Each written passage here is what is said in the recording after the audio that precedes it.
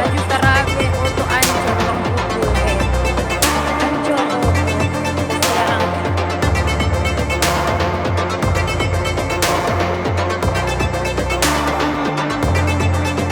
Definisi ulang perlu kita lihat kembali ya, tentang kematian ini ya. Jangan semua kematian itu selalu dikatakan COVID ya, karena COVID gitu. Jangan orang kena COVID di perjalanan, kecelakaan, tapi definisinya mati karena COVID. Nah ini kita perlu meluruskan ini agar jangan nanti definisi itu disalahartikan, akhirnya bisa menguntungkan pihak-pihak yang ingin mencari keuntungan dari sebuah definisi itu. Oke, ini menarik ketika Pak Muldoko, Kepala Staf Presiden, menyatakan tentang kalau ditulis media itu beragam. Ya. Oh ya, yang 2 hari terakhir ini atau 1 hari terakhir ini yang sempat viral mengenai misalnya pasien jangan di-COVID-kan. Jangan di-COVID-kan karena berbagai macam judul ya. Tapi pernyataan asli sebetulnya meminta kejujuran atau transparansi dari pihak rumah sakit. Memang dilema ya. Dan mungkin pada kesempatan ini juga kami menyatakan turut berduka cita, duka yang mendalam untuk keluarga korban yang menjadi bagian dari duka dari pasien COVID ataupun yang non-COVID yang dimakamkan secara protokol COVID. Ya itu kan memang dimakamkan secara protokol COVID karena untuk antisipasi sebenarnya. Karena saya beberapa kali melaksanakan liputan di rumah sakit. Ini yang menarik. Nah menarik ya, sebelum kita cerita tentang Pak Muldoko, mungkin Hani bisa ceritakan dulu bagaimana pengalaman, karena barusan saja kan ada sebuah ambulans yang dirusak oleh itu gimana ceritanya? Ya karena memang kalau untuk dalam 1 atau 2 minggu terakhir saya belum update ya, tapi pengalaman saya ketika saya melihat secara langsung bagaimana tenaga medis berada di ruang Irina F, itu adalah ruang isolasi di RSUP Profesor Kando. Nah, memang ada batasan-batasan tertentu untuk kami melakukan peliputan, dan saya juga mengerti bahwa ini kan nekat-nekat ya, selalu nekat, nyerempet-nyerempet, berani. Kan nyerempet tapi harus tahu aturan juga kan. Untung belum COVID ya. Kalau udah COVID. Nah, itu kan ada aturan, meskipun kita juga paham ya kalau bekerja sebagai jurnalis itu harus paham tentang kode etik jurnalistik, kemudian Undang-Undang 40, P3 SPS. Tapi ada juga tentang Undang-Undang Kesehatan di mana pasien berhak untuk meminta kepada pihak manajemen rumah sakit ataupun tenaga medis pada saat itu untuk tidak bisa direkam atau tidak diliput. Nah, sangat jadi tepat. Ya, dan itu saya juga paham di dalam situasi seperti itu. Saya juga mengerti di dalam situasi seperti itu tidak boleh sembarangan mengambil gambar ya atau meliput di dalam. Anda ahli dalam peliputan karena belajar dari saya gitu ya. Ya, betul. Masih belajar. Sampai sekarang pun masih belajar, belum ahli, Pak. Ya, jadi saya melihat sendiri bagaimana tenaga medis itu mereka bekerja secara sungguh-sungguh dan mereka juga totalitas karena mereka kan disumpah. Tenaga perawat dan dokter mereka disumpah, mereka bekerja di bawah sumpah dokter dan sumpah perawat. Bayangkan kalau misalnya ketika masyarakat perilaku gaya hidupnya sudah masa bodoh dan kemudian menganggap bahwa semua tenaga medis atau rumah sakit itu tidak jujur, kemudian mereka memiliki perasaan wah kita sudah bekerja totalitas tapi kenapa harus dituduh seperti itu, kan tidak baik gitu. Nah, dan saya sudah melihat bagaimana cara kerja mereka pulang ke rumah, mereka punya keluarga, tapi karena tanggung jawab kerja mereka, sumpah mereka harus menjalani semuanya. Apakah itu sampai sekarang masih ada yang berhari-hari belum pulang ke rumah? Ya itu kan sudah protokol ketika mereka itu berada di ruangan isolasi bekerja untuk menghadapi pasien yang positif COVID ataupun yang suspek ya, kemudian mereka tidak boleh langsung pulang karena ada menjalani proses swab testnya dulu atau dan itu rutin. Yang diliput kemarin paling lama itu berapa lama di rumah sakit? Waktu itu saya sampai hari ulang tahun itu harus ada bersama-sama dengan perawat-perawat dan dokter. Ulang tahun pertama yang dirayakan di rumah sakit dan di masa pandemi. Oke, mantap. Ya, dan di situ akhirnya kita merasa seperti satu keluarga karena dan di situasi seperti itu juga ada satu pasien yang dari, kalau tidak salah itu dari Kabupaten Kepulauan Sitaro, dan dia mengeluarkan isi hatinya kepada kami, dan kebetulan yang liputan pada saat itu saya bersama juga dengan Roni dan Febri dari Kumparan, Roni dari Zona Utara, dan dia mengeluarkan curahan hatinya mengenai stigma yang dia hadapi ketika berada di ruang isolasi dan dia harus pulang ke kampungnya, dan disitulah saya merasa bahwa kekerabatan sudah terjadi secara otomatis. Dan ketika saya tanya kepada kepala suster yang jaga pada saat itu, Seserli namanya, dia bilang kami di sini sudah merasa satu keluarga.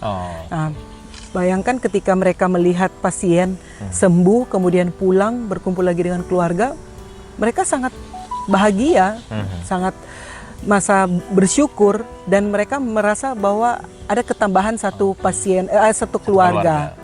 Kan kemarin kan Hani juga pernah wawancara Pendeta Manampiring. Nah, Pendeta Manampiring juga bahkan pendeta mendoakan dokter dan perawat. Iya. Nah, Pendeta Manampiring juga dari Irina F itu. Dan saya rasa bahwa kalau ada yang keberatan, kemudian ada pihak-pihak yang merasa tidak transparan, bagi keluarga itu saya rasa sangat wajar ya. Yang namanya kondisi psikisnya itu keluarganya sedang dirawat, kemudian tahu-taunya langsung dinyatakan sebagai pasien suspek COVID dan sayang sekali harus meninggal dunia dan dimakamkan tanpa dihadiri keluarga, itu kan memang tapi itulah terakhir, protokol. 2 bulan terakhir ini kan terjadi dilematis, ada yang memaksa mengambil jenazah di rumah sakit dan persepsi bahwa dia bukan COVID, kenapa dimakamkan secara COVID. Saya rasa itu adalah bagian dari antisipasi ya, karena kalau misalnya ternyata pasien tersebut setelah di hasil swab testnya itu keluar dan kemudian positif, nah itu kan membawa petaka baru gitu ya ketika disemayamkan di rumah. Oleh karena itu memang pernah terjadi kan di RSPK waktu itu kan. Disemayamkan di rumah itu perlu ada hati-hati, tapi KSP juga Pak Muldoko memang berpikir jauh ke depan, meminta ada kejujuran, dan bahkan sudah ada statement baru dari pihak asosiasi, kalau tidak keliru, dari asosiasi rumah sakit untuk sama-sama kita menjamin untuk tidak ada berita-berita yang menjurus pecah belah atau seperti apa. Kalau saya rasa mungkin salah satunya juga adalah bagaimana hasil dari laboratorium itu.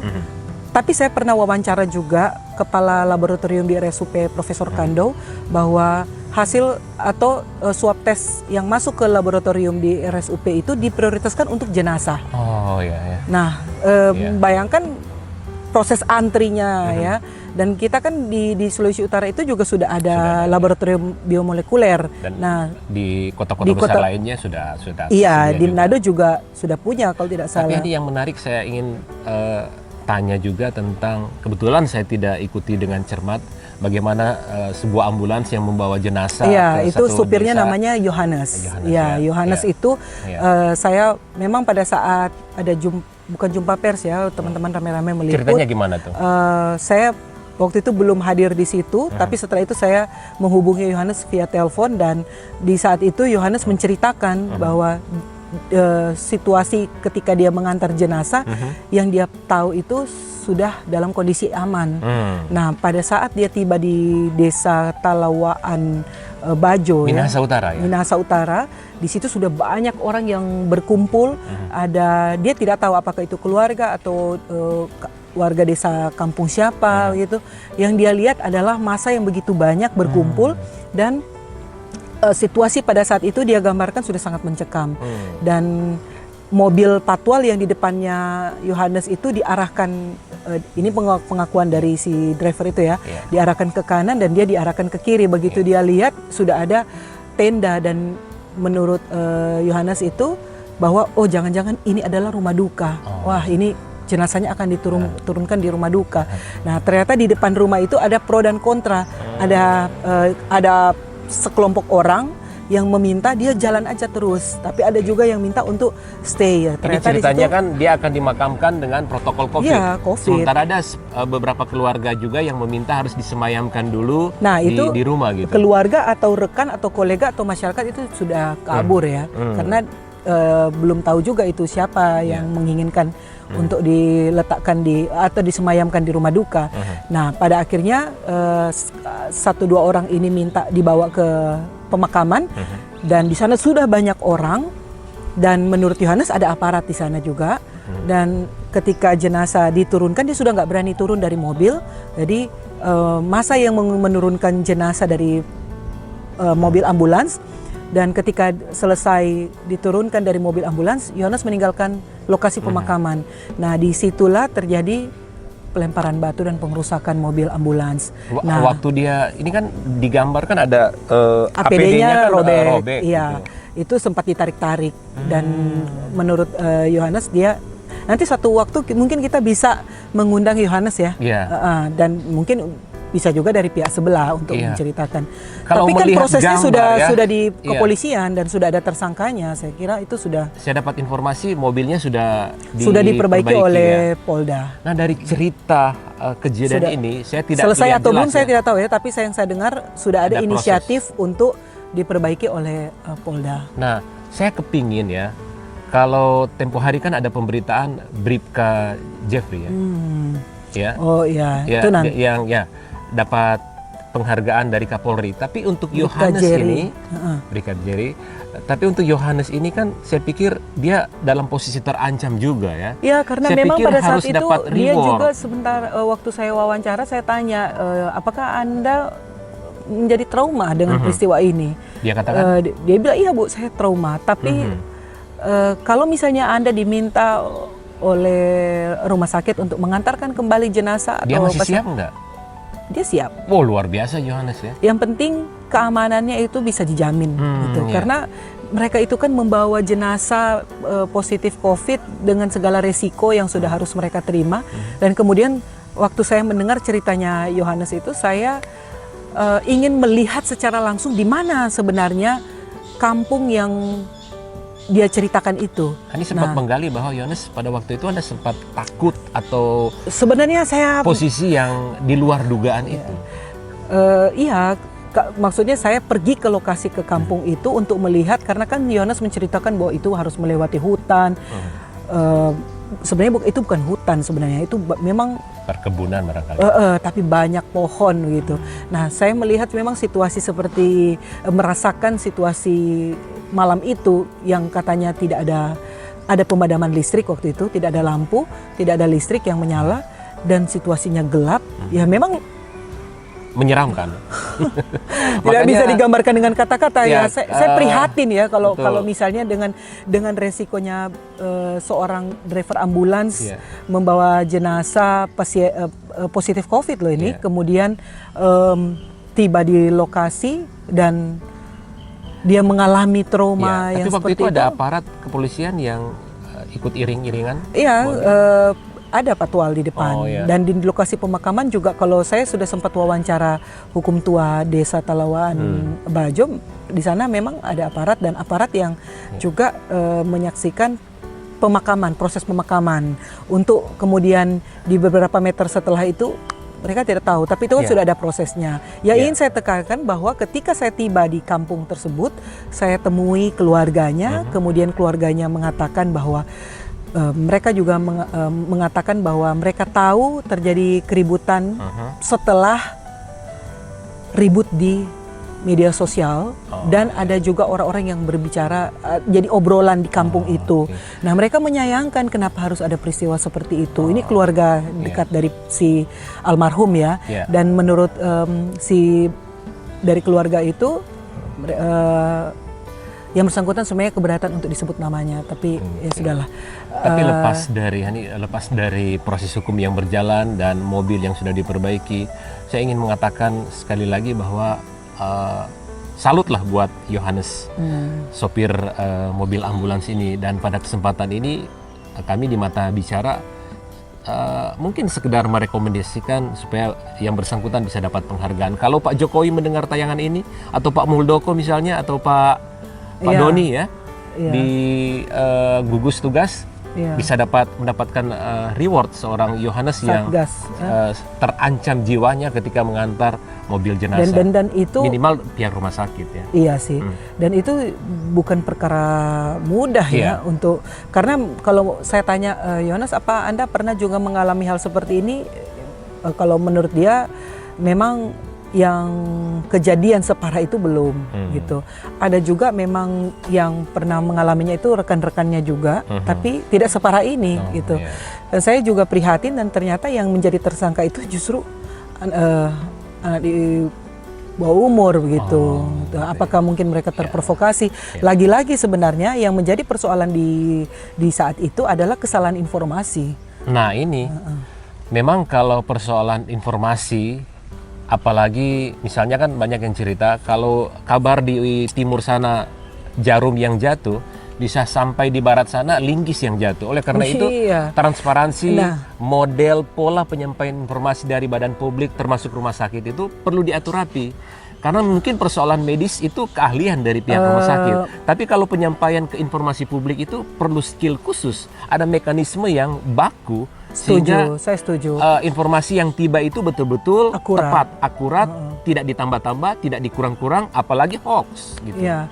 Dan itu juga bagian dari masyarakat untuk lebih bijak menggunakan sosial media. Betul. Karena yang saya tanyakan itu, apakah kita perlu sampaikan kali ini, jangan cepat percaya apa yang disampaikan media sosial, jangan cepat percaya, betul? Tapi kan memang seperti itu. Ya. Di saat-saat seperti ini jangan cepat percaya. Harus ada konfirmasi atau minimal pembanding-pembanding dari platform lain atau betul-betul sumber aslinya yang kita dengar. Iya, kalau saya sih lebih, karena saya profesi sebagai jurnalis, saya lebih menyarankan percayalah media arus utama atau media mainstream. Dan media mainstream itu sangat penting untuk menjembatani apa yang diinginkan atau apa yang diharapkan oleh pihak stakeholder, dalam hal ini juga pemerintah, untuk disampaikan kepada publik, kepada masyarakat. Betul. Gitu. Dan mereka yang dari yang pengalaman yang dari desa Talawan Bajo itu adalah ketika mereka mendengar informasi almarhum tidak akan dimakamkan di kampungnya karena banyak pertimbangan. Nah, itulah yang menjadi trigger sehingga masyarakat di kampung itu menjadi marah. Oke. Jadi kita bisa berkesimpulan bahwa kesimpang siuran informasi bisa memicu perpecahan atau tindakan kriminal di musim pandemi ini. Kita bisa ambil kesimpulan itu ya. Oleh karena itu, penonton, pemirsa mungkin sudah sama-sama tahu bahwa kita cepat check and balance dulu informasi yang kita kunyah dari media sosial. Itu harus sih harus. sebenarnya. Ini wajib ya. Karena kan kita sudah setiap hari memegang gadget, apa saja yang tertera di gadget kita langsung cepat percaya. Dan jangan lupa, jangan juga jadi latah. Betul. Karena ketika kita latah, kita cepat mempublish, jari saja. Atau kita memforward ya. Nah, itu sebenarnya ada perilaku-perilaku yang suka memforward supaya menjadi merasakan kita saya cepat, orang pertama yang mengetahui informasi padahal belum difilter. Kasihan juga ya yang menerima informasi seperti itu. Nah, nanti mungkin kita juga bisa hadirkan dari pihak-pihak atau yang terkait yang bisa ngobrol bareng dengan kita nanti ya di episode berikut. Episode berikut kita coba hadirkan seorang Yohanes. Semoga mau ya. Semoga mau, dan terlebih dahulu lah sebelum kita hadirkan bisa dapatkan reward dari yang terkait. Kalau Pak Jokowi dengar tayangan ini, karena begini, mereka juga driver ambulans ini mereka juga menurut saya garda terdepan loh. Dengan kemampuannya mereka. Bahkan saya sempat pernah lihat ada di satu media, di media online ya, di luar sana, bukan di Manado, di luar Sulawesi Utara. Ada driver ambulans yang dia membawa jenazah, kemudian ban mobilnya pecah. Iya, kasihan di kan. Di tengah hutan atau tidak ada yang membantu, kasihan kan menggunakan pakaian APD cerita seperti horor itu. Atau cerita apa ini? Dan itu juga saya pernah lihat waktu saya meliput di Desa Wusa yang pertama kali pemakaman pasien COVID-19. Kita nanti tayangkan pada episode berikut ya, kisah Anda. Boleh. Ini bagaimana menurunkan jenazah tapi tidak ada yang mengangkut jenazah itu ya. Betul, saya ingin menceritakan itu, tapi saya ingin mengutip sedikit tentang drivernya. Dia bilang apa? Dan pada saat itu kan masih sangat ketat ya. Jadi dia menggunakan APD itu dengan berpikir bahwa kasihan harus hemat APD-nya. Itu di bulan Karena April. masih sangat minim ya persediaan APD Dia di bulan menunggu April. untuk ada yang menurunkan peti jenazah dan dia harus duduk-duduk, tidak bisa minum selama beberapa jam. Oke, kita Kan driver-driver sudah habis waktu ini, sudah selesai. padahal masih banyak yang ingin kita obrolkan. Nanti episode berikut kita akan bicara tentang pemakaman jenazah COVID yang tidak punya atau tidak ada orang yang mengangkat. Tidak ada Kemudian yang apalagi tuh pengalaman Hani? Ada yang ini seorang perawat, namanya Nisa. Nah, dia pada saat itu dia berada di ruang isolasi dan menjelang mau bulan puasa dan keinginannya episode untuk berikut ya. pulang kampung tapi Episode tidak berikut. bisa.